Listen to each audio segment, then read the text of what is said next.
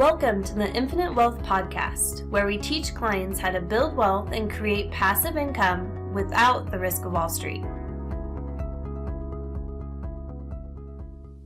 Welcome to the Infinite Wealth Podcast. I'm Cameron Christensen, along with our co-host, Anthony Faso. Anthony, how are you today? I'm doing good. We've had a lot of podcast guests on, and honestly, I would say that I was looking forward to this one the most. As am I. I read a book probably a little over a year ago, and I've been telling everybody about it since. And so I'm excited to introduce Mr. Bryan Bloom, CPA with the America Group. He's joining us today. He's author of the series Confessions of a CPA. So welcome, Bryan. Well, thank you for having me today.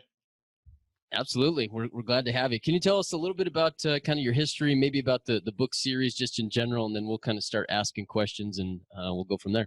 Yeah, you know what's interesting, I didn't really know what I was doing when I got started, but I got launched into the qualified plan world from day one. I worked my way up from a staff accountant with the State University's retirement system of Illinois. And so that was a qualified plan, kind of a forced qualified plan for all state university employees. And so I worked my way up to chief financial officer there.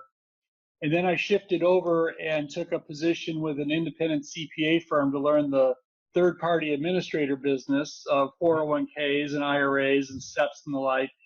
And then I started to see a few cracks in things. And I started wondering, when are all these tax dollars due? And the more and more I investigated that, I left that third-party administrator business because I knew that was not the future. And I launched into what I'm doing today, and that is meeting with individual clients to help them, quote unquote, get off the radar screen of the IRS for income tax purposes in retirement. And along the way, I've documented the lessons that I've learned in the Confessions of a CPA book, and then that turned into a series as I started to explore things like infinite banking and what I call the all-in approach of getting off the radar screen of the IRS. So in a snapshot, that's my history. Well, I would tell you, by learning that, I learned that you and Cameron have something in common. That when you both started in the business, you didn't know what you were doing. Yeah. Which is awesome. That's good. Well, so me and you have the CPA, and you and Cameron have didn't know what I was doing. But isn't that true for just about everybody? We get out of school and you take a job, and you don't really know where that's going to take you, but it sure is nice to know that along the way you can learn truth, and you have options in our country today where you can make changes to your trajectory. And so, yeah, we didn't know what we were doing, but we do now. I'll jump in there. That's what matters, right? That you know now. I'll jump in and just briefly. I had no idea I'd end up here. I mean, that was never the intent.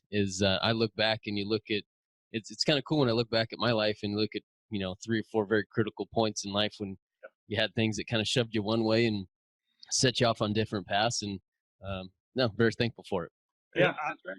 And if you would have told me when I was, say, 20 years old that I'm going to be a CPA and a life insurance agent, I would say, you know what, just shoot me now. Right?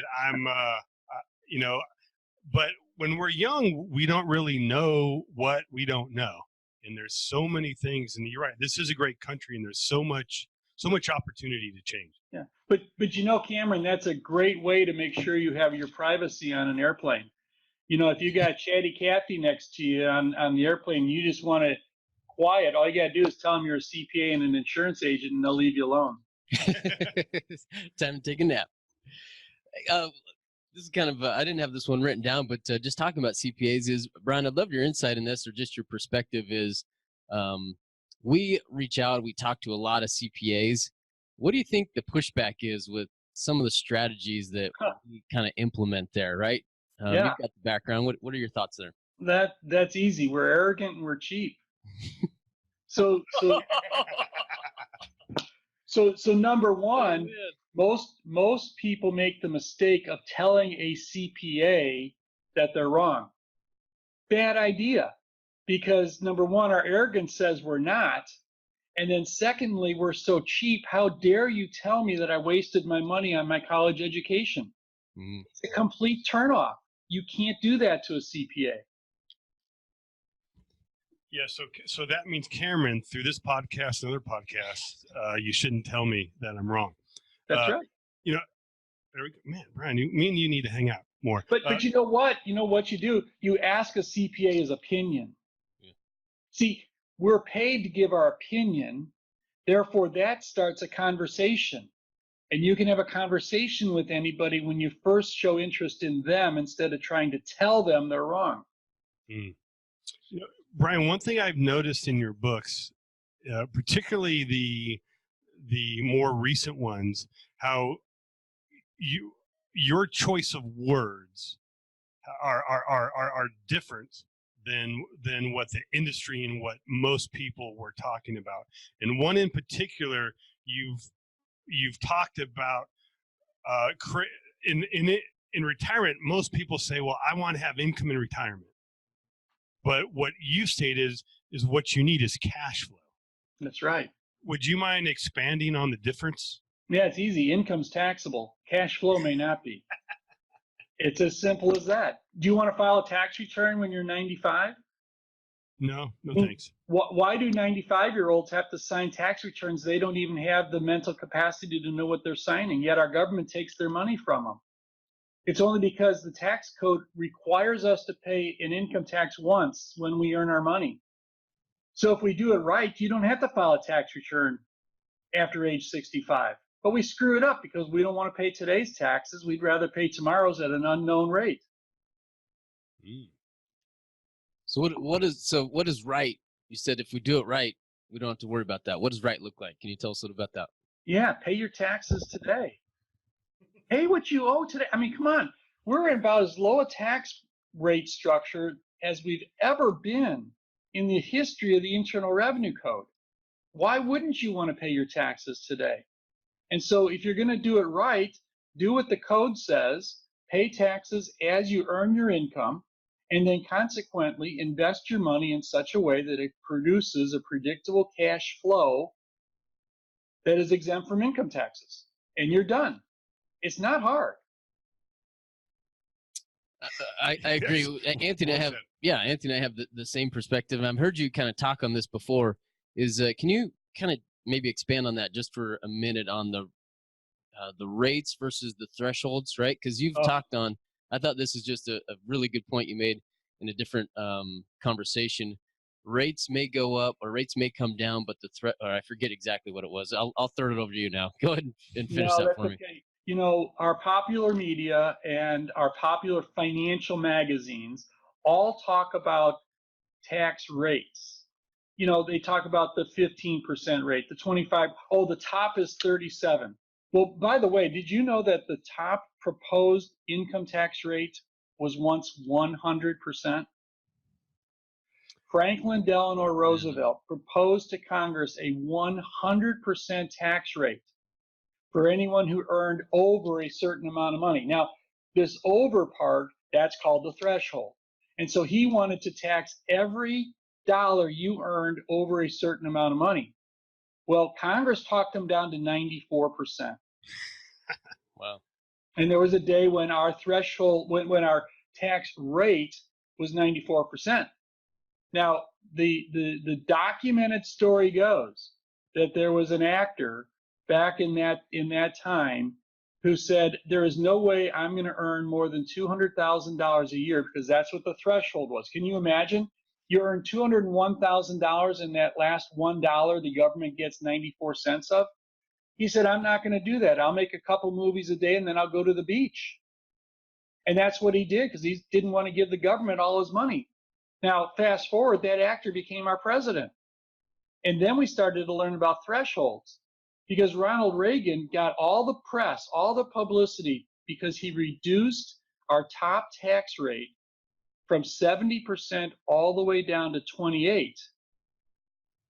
But the 28% tax bracket, which was the highest, was effective on any income over $30,000. That's the threshold. So everybody was in the top tax rate. Well, today our top tax rate is 37% on a threshold of $600,000. Well, that's not very many people. But when's the day going to come when we start paying for Social Security, for Medicare, for the 3 Gulf Wars we have not paid for everything we don't pay for? When is the time going to come when the rate goes up and the threshold comes down? Well, I don't want to be paying taxes then. Well said, Brian. Thanks. By the way, since we're on taxes, let's talk about this, because you're going to hear tonight someone talk about taxing wealth. Mm-hmm.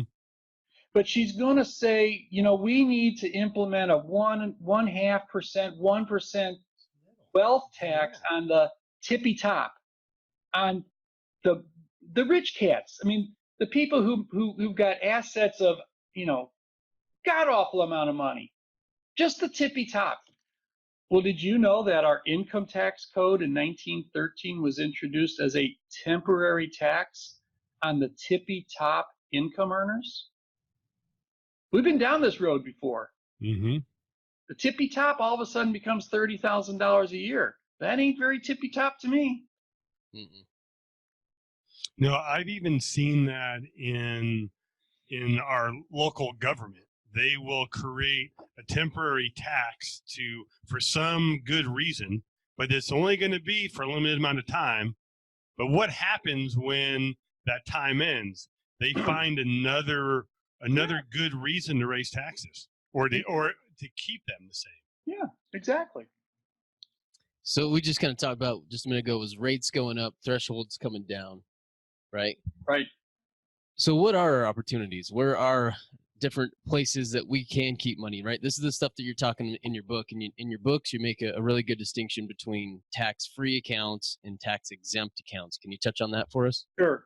Tax-free is anything according to the Internal Revenue Code there is not a tax on by their provision. So most of us understand that as a Roth IRA.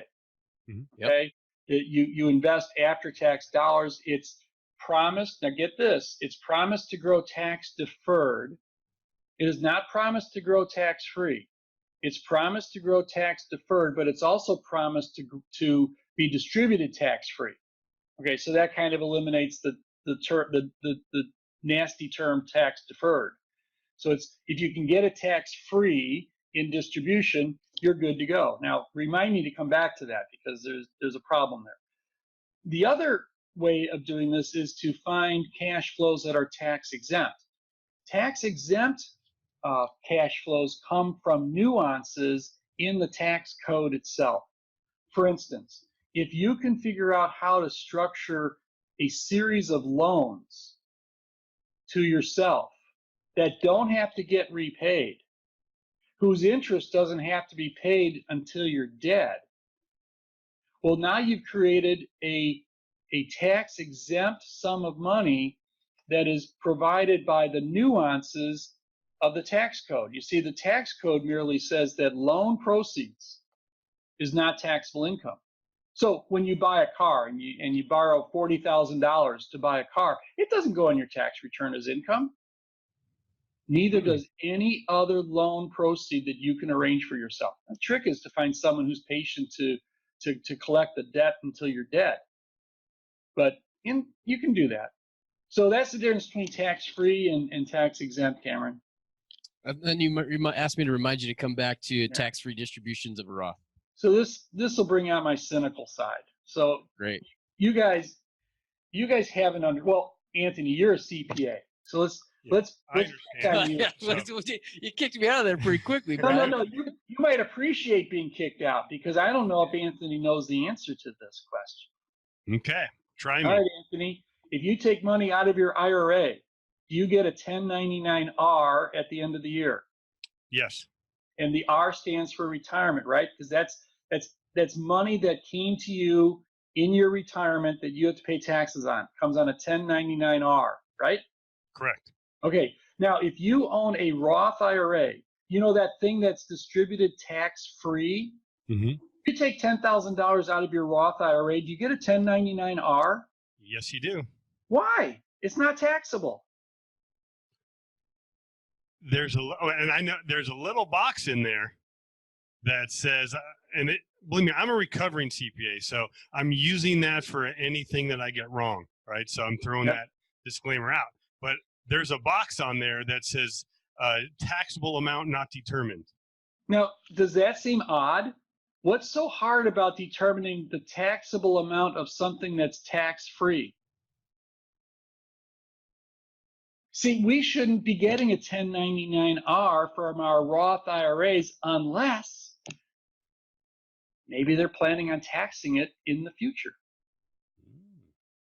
That also means even if you had all of your retirement funds or your retirement cash flow from a Roth IRA and that income is tax-free, you still need to file a tax return.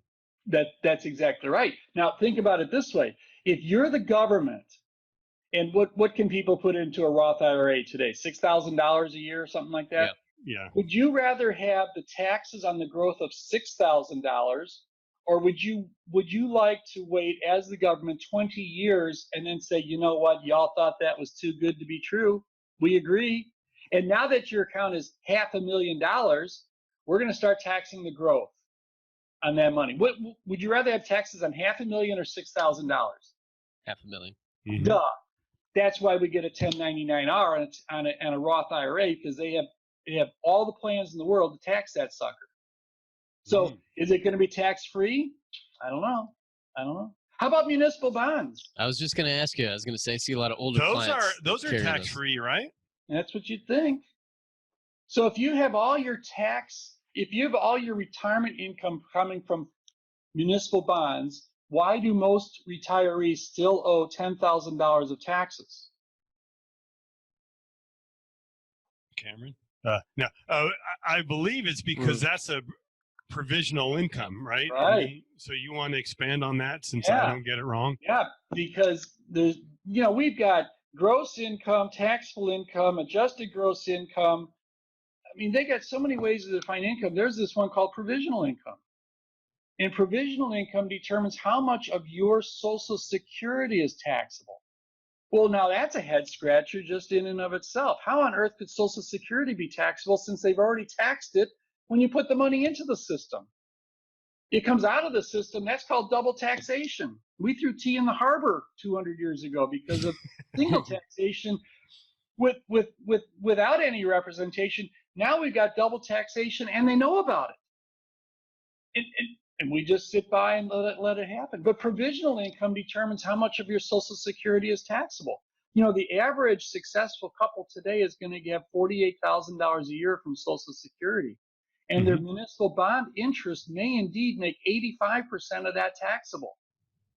So 85% of $48,000 is $40,000. And if you're in the 25% tax bracket, that's $10,000 of tax. And if you did not have the income from municipal bond interest, but instead something else that was truly tax exempt, you'd be saving the $10,000 on Social Security. Now, further multiply that out. If you're retired for 25 years, that's $250,000 because you invested in tax-free municipal income. Wow. Now, isn't there an additional tax on your Medicare? Yeah, 3.8%. Right, but if you have enough provisional income, isn't your Medicare premiums higher? Isn't there a surtax? Oh, you're talking about that free health insurance that we get in retirement. Yeah.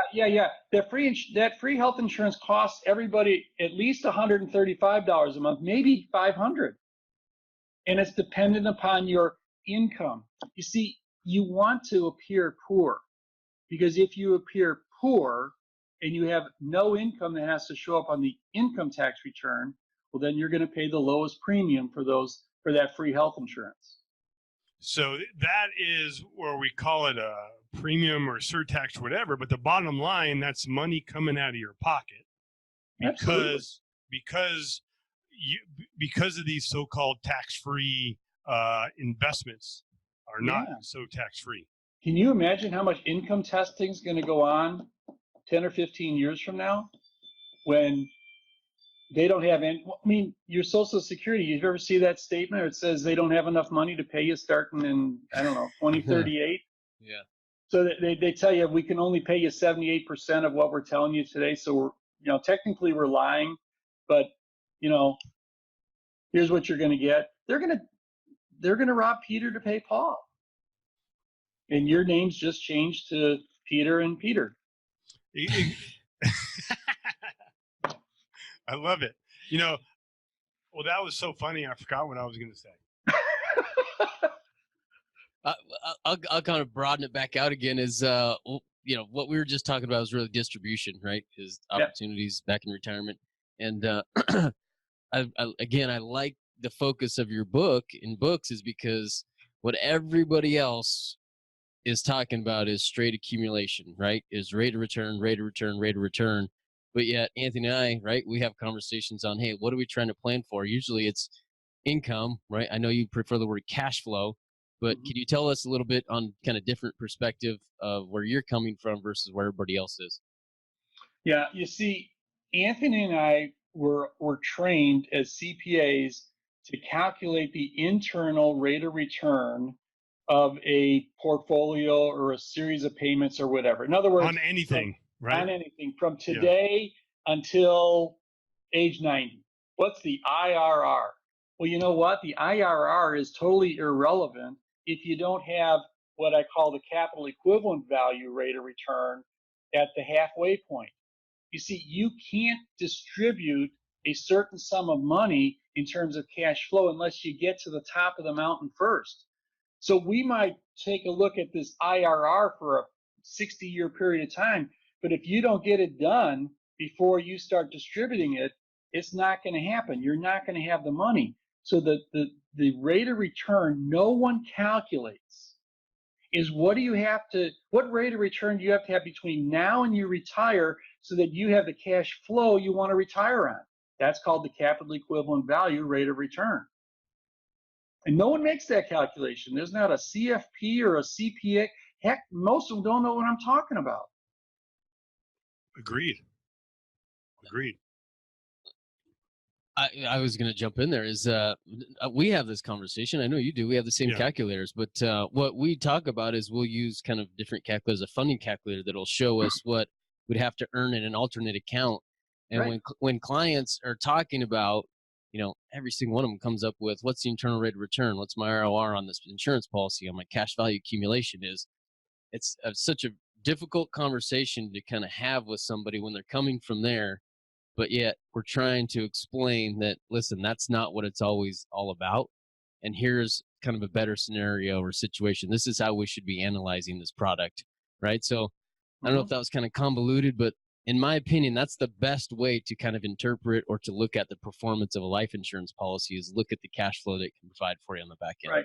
Cameron, you said something that is probably the most misunderstood term in the universe. It's called cash value. Did you know cash value is irrelevant unless you choose to fail? Cash value in a life insurance contract is merely your bailout amount. That's the amount that you say, you know what, I don't want this anymore. Give me my money back plus a little bit. And that's where you're going to get a low, quote unquote, rate of return on your cash value. Cash value is worthless. The only thing cash value is worth is what you can capitalize it for. If you can turn cash value into collateral, now you can borrow against your death benefit. And now cash value has value. It's not in the dollar signs. It's in what it will leverage for you in terms of borrowing against your dead self. And I say that very specifically because when I'm gone, when I'm dead and gone, do I care what's left? Not really. Now my wife might, but the longer she and I live together in retirement, the less she's going to be a survivor. And I asked her, when do you want to spend my money, with me or without me? Well, fortunately, she said with you. Let's start borrowing your death benefits. You got lucky. I know, I did. So, cash value is worthless unless you're choosing to fail by bailing out of a good strategy you started when you fully understood what you were doing. Cash value, you'd never want to cash out. All you want to do is take premature death benefit loans from it. Sorry, kind of got off on that. No, it's okay. So we've talked a lot so far about, I like to maybe go a little bit more into distribution rates. Yeah. Right. Can you expand on, I have a question here somewhere, but I'm sure it's really good. yeah. Help me out, Pam. Sure. I'll jump in there. I don't know what you wrote down, but distribution rates, right? The distribution rates in our industry has changed over the years. It used to be 5%. Mm-hmm. Now they're bringing it down, right? I think it's 3% is typically what's recommended. But well, first let's define distribution rate. Go ahead. Right. You want to take that one, Brian? Well, yeah. Let me ask you guys if you guys decide to go off on vacation somewhere in a nice, exotic, warm place, and you get to the airport early enough, and you have a chance to talk to the pilot, and you ask him a whole bunch of questions, and you finally get down to the bottom line, and he says, and you ask him, what's the chance we'll land safely in Hawaii? And he says 93%. Are you going to get on that plane? No chance. No way. But if you decide to take 4 to 5% out of your nest egg for retirement, the chances that you're going to still have money when you run out of life is only 93%. So there's a 7% chance you're going to run out of money before you run out of life. Now, we won't get on that airplane, but for some reason we think we can take that much money out of our balanced portfolio and we're okay. So that's one way to describe what's called the safe withdrawal rate. It's really anywhere from 2.8% to 4%. It depends on how your investments do. Now, the person who still has money left over, they might have 5 million left over. We just don't know. But there's a 7% chance they'll have nothing left and they'll still have life. That ain't pretty picture. No, so basically, to put the numbers to that, if you had $1 million account, if you're a distribution rate, say of 2 to 3%, that means you're taking out $20,000 to $30,000 a year. Yeah. Which really, $1 million is a lot of money. It is. But $20,000 a year is not. No. And also, that's assuming it's not in a tax deferred account. Like Right. Most people have it in an IRA. So that $20,000 they take out, the IRS is going to take their piece. Right. Right. So it's going to be even less. So what do we do to create a higher distribution rate? Well, you don't spend your money. I love not spending my money See, or somebody else's money. Albert Einstein said the miracle of compound interest is the 8th wonder of the world. Mm-hmm. You ever wonder why people are still working at 60? Haven't they been compounding money for 35, 40 years? Shouldn't they be on the exponential part of that curve? Yet they're still working because they don't have the miracle, because they spend the miracle. I spent my miracle a number of times. I sent my kids to college. I paid their tuition and I gave my miracle to the university. And I started all over again. That was one of the biggest revelations to me. I can't spend my money. Otherwise it's not going to compound. So I have to figure out how to spend someone else's money while my money remains untouched and still compounding exponentially. That's how you do it. It's not hard. It's learning the true 8th wonder of the world, the miracle of uninterrupted compound interest. So just for some of our listeners, right, a lot of clients are on here, but also some people that are new to this idea. What you're referencing is, right, is we've got cash value in a life insurance policy. What you're talking about is taking a loan against that cash value and paying for college, right? Not quite. Nope. Okay. I'm not taking a loan from the cash value. I'm not taking a loan against the cash value. I'm taking a loan against the death benefit. It's the death benefit that's going to get reduced.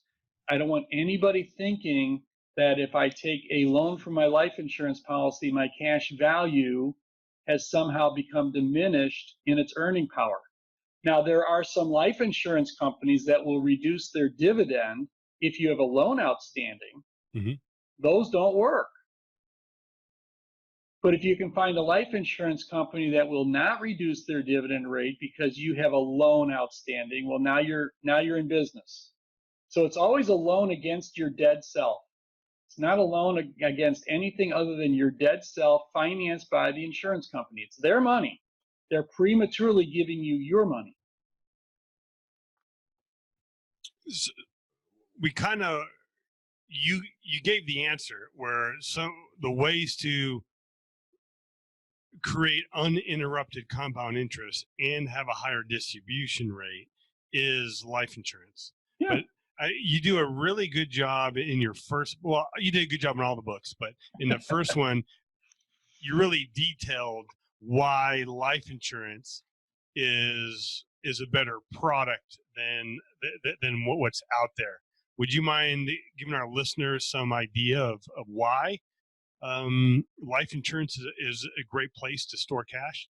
Yeah. Well, life insurance is a great place to store cash because you can literally take, I don't know who can see me or not, but you can literally take this much money, transfer it, keep it the same amount of money in a life insurance contract, but it's going to spend like this much.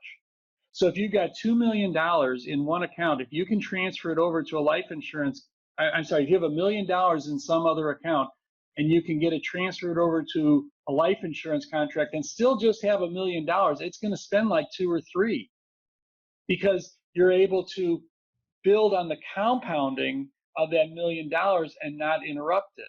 And that allows the life insurance contract to give you a better cash flow. We're talking about safe withdrawal rates of any investment of 2.8 to 4%. Well, you should be able to squeeze out 7% from a life insurance policy. 7% of your cash value you should be able to borrow for 25 years against your death benefit, and it's not going to run out. That's a lot of money. So in order to just put dollars to it, in our prime example, if we have $1 million in an investment account, we can take out $20,000 to $30,000 a year. Right. But if we have that money inside a life insurance policy, you're saying we can take out $70,000. That's right. That will be tax exempt. Right. Right. Off the radar screen of the IRS is not going to affect the taxation of your Social Security or raise your Medicare premiums. Heck, you could apply for food stamps. You're going to be poor. Mm-hmm. So just to take it a little deeper, and maybe this ties into what you call the capital equivalent value is. So if you have $1 million in your life insurance, you can take out $70,000, right? But if you want that, in order to take $70,000 out of an investment account, you'd have to have about 2.5 million. Right. That's the capital equivalent value. What's the value of any other investment to give you the same cash flow as a hard to value asset such as life insurance? So really the main reason, and I've asked people like, why are you saving money? And a lot of them will say, well, I want $1 million or I want $2 million. They focus on their net worth. Right. But really at the end of the day, what is it that they want? Do they want rates of return or do they want cash flow? Well, another way of saying it, Anthony, do you want money or do you want wealth?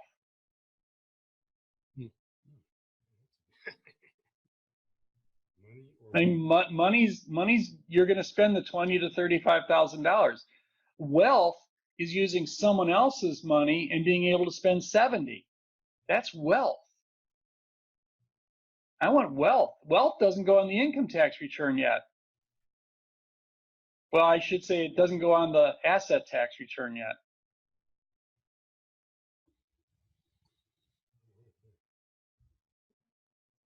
Now, we're talking.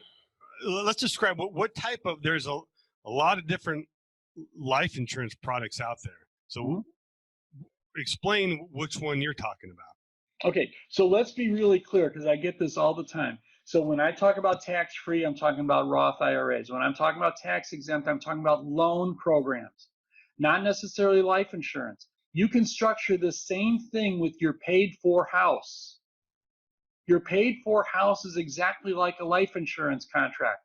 You can borrow against its increasing value, and it's not taxable. It's called a reverse mortgage. That works in the strategy as well. Now, most people don't like reverse mortgages, but I'll tell you what, a reverse mortgage works really well when you're 85 or 90. Yeah, and therefore, you can structure your life insurance contract to terminate its death benefit loans to you at 85 or 90, and you still have the reverse mortgage available to you. It's the same idea. It's a loan against a value. It's a loan against the death benefit. So you asked what kind of life insurance contracts work. Well, I prefer whole life insurance. I like whole life insurance because it's been around forever. I mean, it was like the original idea of the guy who invented all this, and then, you know, along the way we thought we could improve it, and we came up with universal life, and then we came up with variable universal life, and now we got indexed universal life. Well, the original was the best, and the original came with some guarantees. The original came with these loan provisions, and then we decided to dink around with the definition of a dividend. Well, you know what? I'm not going to name companies, okay? But my first policy that I ever bought, I was in college. It was with this company no one's ever heard from or heard of because they're really quiet. And I bought my first policy there, and I remember getting a letter maybe 8-10 years later, and they said, "Hey, Bryan, we want to change how we grant a dividend. And if you sign your name right here, you're agreeing, we'll give you more death benefit as long as we can reduce your dividend if you have a loan outstanding on the contract." Well, I didn't know, like I said, I didn't know what I was doing. So I said, well, sure, that sounds like a good deal. Premiums don't go up. I get more death benefit, and they're going to reduce their dividend on an event. I don't even know what they're talking about. So I signed the letter. And my non-direct recognition dividend policy with that company was changed to a direct recognition. I mean, it's the same as turning a blind eye. So if you have a non-direct recognition dividend, that means the company turns a blind eye. Every time they grant a dividend, they turn a blind eye to any loan you have outstanding, and you get the full dividend. If you have a direct recognition dividend policy, then they're going to stare you in the face, and they're going to say, aha, you got a dividend outstanding. We don't owe you a 6% dividend. We're going to give you 4%. Well, that doesn't help compounding. So I want a whole life policy with a non-direct recognition dividend policy within it. great. You know, you'd mentioned IULs. I just want to remind our listeners that we did a podcast on really why we don't recommend IULs. And so I'd recommend that you watch that podcast. In there, that podcast is more of a overview. However, if you want to get more details, we created some videos, and we have some reports, and we have some other documentation to support our opinion.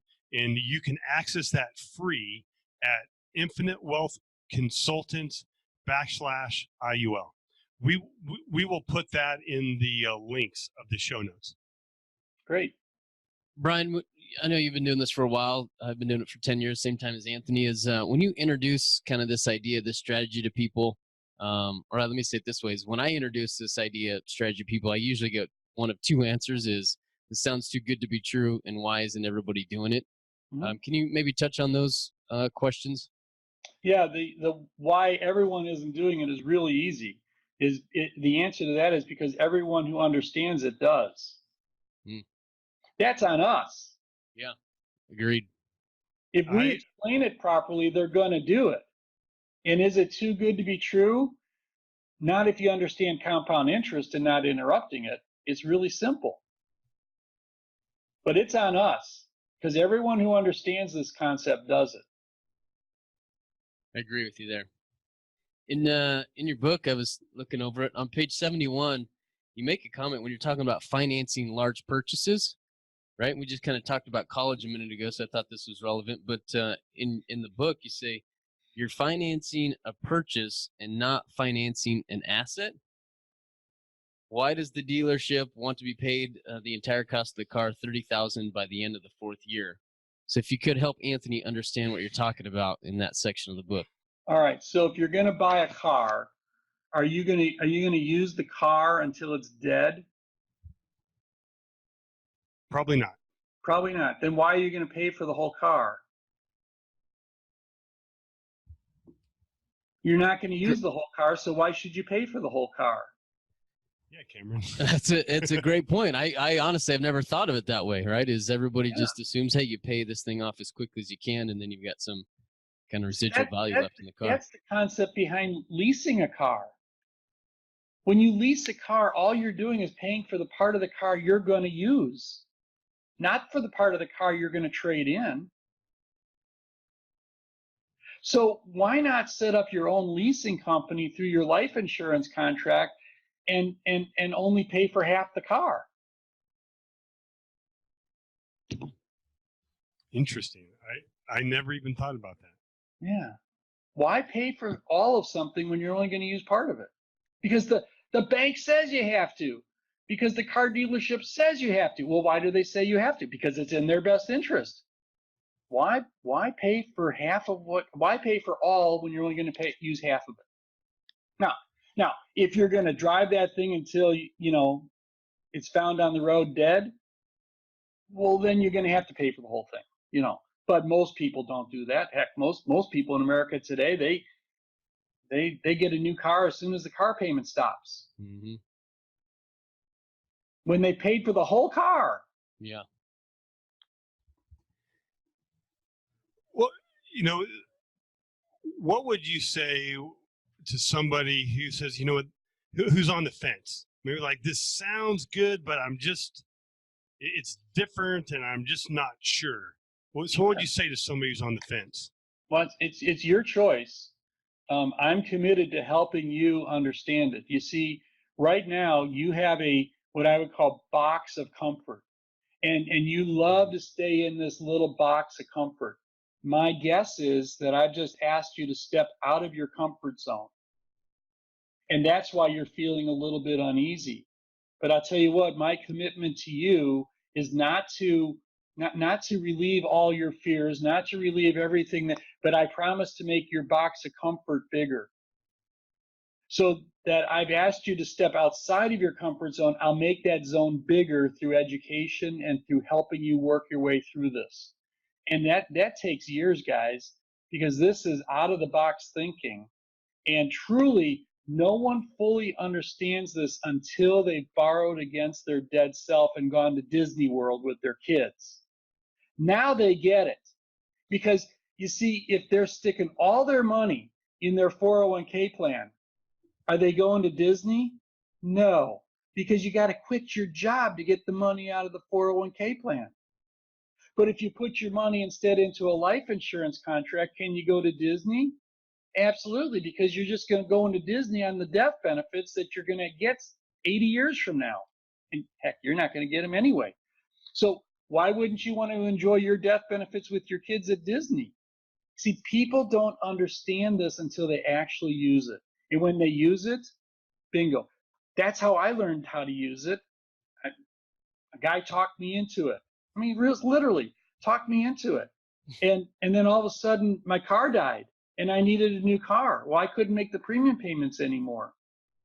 And he taught me how to take a loan against that policy I mentioned before, buy the new car, I could pay it back, and I can keep the new policy. And heck, it worked. And ever since then, I've been hooked. Yeah. One last thing. In closing, in your book, you made a great analogy that I wanted to make sure that we shared. You were analyzing or making a comparison between kind of the evolution of a baseball player and how they measure success. And you related that to the financial world and how the measurement of success in the financial world has kind of become stagnant and how it needs to evolve. If you could touch on that, that'd be great. Well, baseball's changed over the years. I mean, if you take a look at a baseball player's batting average, it's meaningless today. It's something about on base plus slugging plus blah, blah, blah, blah, blah. And so the old metrics have to be thrown out, not only in baseball, but also in life. And so this thing we've always accepted, internal rate of return, it has to be redefined. It's somewhat meaningless, just like batting averages in baseball. And we track everything in baseball. We need to start tracking things financially in a more honest way of doing it. And part of that's the capital equivalent value and understanding what you have to have before you can start spending it. Awesome. Thanks, Bryan. And for our listeners that, where can they find your series of books? Where's the best place to find those at? It's all on Amazon. The books that lend well to Kindle reading or audio, it's available. But frankly, with some of the charts and graphs that are in there, they don't lend well to, especially to audio. So they're all available in paperback, and a couple of them are available in Kindle. So Amazon, just search for Confessions of a CPA, and they'll all show up. It's a very good series of books. One thing I will say, to be honest, when I looked at it on Amazon, it's more expensive than than most other comparable books. But we need to not focus on the price of the book, but the amount of knowledge that you're going to get from it. So I don't remember how much it was, but it was worth it tenfold. I mean, there is some great value in there. Oh, good. Well, thank you. They're priced so that the audience is somewhat limited. I just want serious people reading this stuff, and so if you're serious, you'll pay the price, and it'll be. I agree with you. I think it's a good investment. Great, Bryan. I think we've just kind of touched on some of the big topics and maybe one of these books. We'd love to have you back. I know you got 2 other books, and Sure. We'd love to invite you back sometime. Yeah, give me a call. I'll be glad to come on with you. Thanks for having me today. We would love it. We're in the show notes are going to be links to buy your books and also to get more information on you. That's great. I appreciate it. Thank you. We enjoyed it. This time went by super fast. Yeah, it did. Oh, great. Well, good. Well, thank you for your time. I'm glad to have been with you guys. Have a great day. Thanks, Bryan. All right. Bye-bye. Take care. Thanks for listening, and be sure to subscribe so you don't miss out on the next episode. Also, check out our website, infinitewealthconsultants.com, to find our podcast along with other additional resources.